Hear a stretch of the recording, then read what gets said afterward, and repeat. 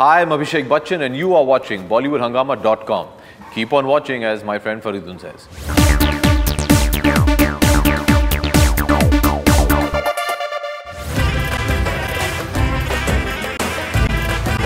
I've been speaking to you about, I think, Dhoom 3 for the last 2-3 years. Since Players, I believe, we've been speaking about that. And you've been super excited about the film. You've always been super excited about the film. I'm more excited now, because I've seen the film. Right. So you have? Yes. When did you see it? I saw the first cut of the film.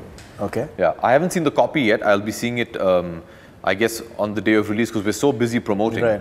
We don't have time to breathe. But I've seen it on the editing table. And touch wood, yeah, I'm very proud of the film. When we saw you for the first time in the promo itself, we saw a far more leaner and meaner Abhishek Bachchan, and which is something which is, I think, wonderful for almost any actor. Thank you. Do you think that has worked as well? Just working on the entire... I think it has. It's something that was done by design, Faridoon. You know, I've never really been comfortable talking about it, but now that you've brought it up, I might as well, you know. And if through you, I can hopefully clarify the stance with everybody else. Sure. You know, I came under a lot of criticism in Dhoom 2. For my appearance. Right. A lot of people felt I was looking out of shape. I tried in my own way to justify it, but they didn't obviously want to... You're shooting for Guru simultaneously. I was shooting for Guru at the same time. I put on 20 kilos for Guru. That was my fault. I should not have shot both the films simultaneously. Right. Because Dhoom is a film which pays 60% attention to the look.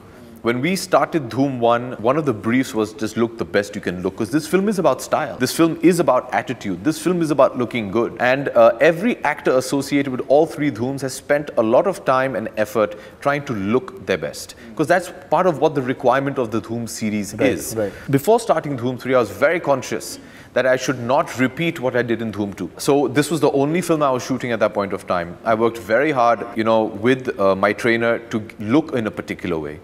I mean, and I'm happy with the results. See, then again, the fact that you have recognized that he's looking lean and mean is exactly the intention. I'm not going to put it in your face, because Jai Dixit, the cop, isn't going to roam around without a shirt and show his six-pack. That would be wrong as a performance. He's not that kind of a person. Right. You know, he's as tough as nails, serious, determined, no-nonsense kind of a police officer. And he's not the type who's going to go around showing his body. But the fact that he still has a body has to be registered. So the fact that everybody's recognizing that, you know, you're seeing a new and improved Abhishek is a huge compliment. I've worked very hard, Faridoon, at it. No, great, fantastic. We worked very, very hard to look a particular way, because it's important that you need to look in a particular way, especially when you're doing Jai Dixit. Absolutely.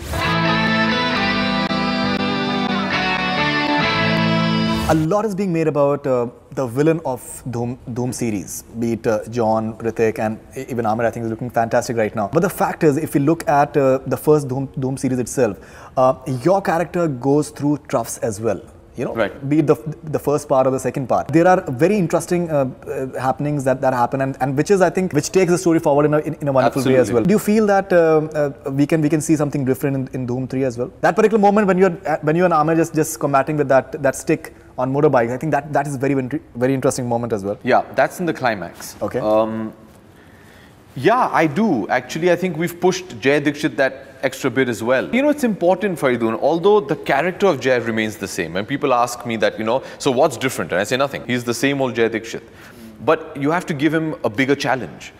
Otherwise, why make part 3? For example, when we made Dhoom, we didn't expect it to become this huge hit. Right. You know, we were just making a small film, trying to do something new. Absolutely. It worked. When we decided to do Dhoom 2, Adi was, look, we have to make it bigger and better, because if we don't, and we make the same kind of a film, the audience is not going to like it. Right. So you get a bigger adversary. Now, once that's done and we do part 3, and that's partially why it took so long between Dhoom 2 and Dhoom 3, it took 7 years. हम ये सोच रहे थे कि भैया अभी क्या करें? What challenge are you going to give Jai and Ali now that looks insurmountable? So you get a wonderful actor and a huge star who agrees to do Dhoom 3, which is Amir. That in itself lends to the weightage of the villain. Oh gosh, these two are up against this adversary now. So obviously Jai Dixit has to up the ante a bit as well. So I think you will find that once you see the film. If I tell you any more, unfortunately, it'll give away a lot of the film. That's what the entire thing is. Amir is not telling almost anything. Yeah.